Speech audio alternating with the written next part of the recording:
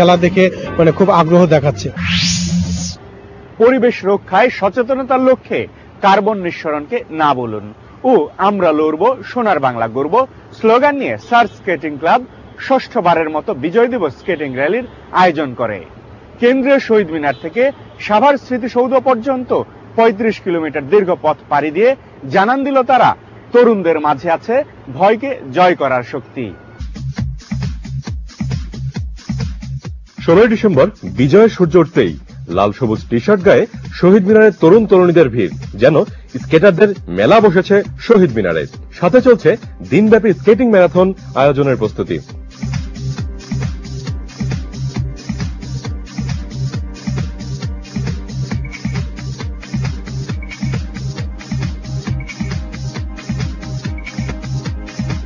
বাছাইকৃত ১২০ জন স্কেটারের পদচারণায় সকাল থেকেই মুখরিত হয়ে ওঠে শহীদ মিনার প্রাঙ্গণ। ঢাকা সহ সারা দেশ যখন সামাজিক ও রাজনৈতিক দূষণের পাশাপাশি পরিবেশ দূষণের শিকার, তখন সার্চ স্কেটিং ক্লাবের এই আয়োজন মানুষের পরিবেশ বিষয়ক সচেতনতা বৃদ্ধিতে গুরুত্বপূর্ণ ভূমিকা রাখবে।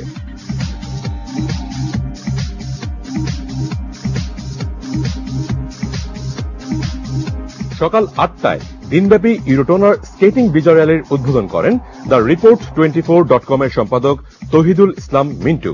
এ সময় উপস্থিত ছিলেন সার্চ স্কেটিং ক্লাবের চেয়ারম্যান আরশাদ আলম সহ অংশগ্রহণকারী স্কেটাররা। বিশ্ব আজকে জলবায়ু দূষণের শিকার, তা আমরা বাংলাদেশ তাদের একটা অংশ। আমি মনে করি যে আমাদের দেশ যদি আমরা পরিবেশ দূষণ মুক্ত রাখতে পারি তাহলে আমরা ভালো থাকবো। এই লক্ষ্যে আমাদের কাজ করা এবং এই লক্ষ্যে আমাদের শপথ। ১২০ জন স্কেটারের দলটি যাত্রা শুরু করলে রাস্তার দুই পাশের মানুষ হাত নেড়ে শুভেচ্ছা জানান স্কেটারদের। স্কেটারদের সারিবদ্ধ স্কেটিং ম্যারাথন দেখে সবাই সাধুবাদ জানান। স্কেটিং একটি পরিবেশ বান্ধব বাহন।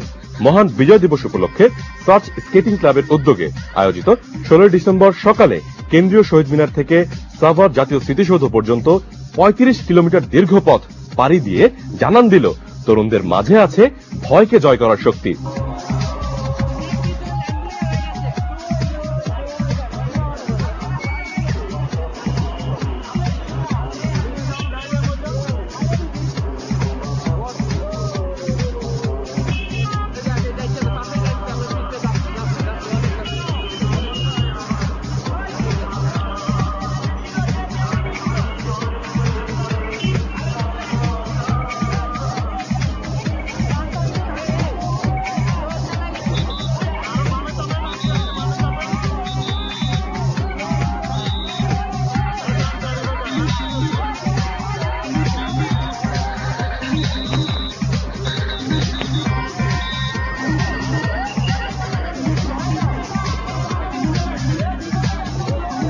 পরিবেশ রক্ষায় জনসচেতনতার লক্ষ্যে কার্বন নিঃসরণকে না বলুন ও আমরা সবাই লড়ব সোনার বাংলা গড়ব স্লোগান নিয়ে সার্চ স্কেটিং ক্লাব ষষ্ঠবারের মতো এই বিজয় র্যালির আয়োজন করে।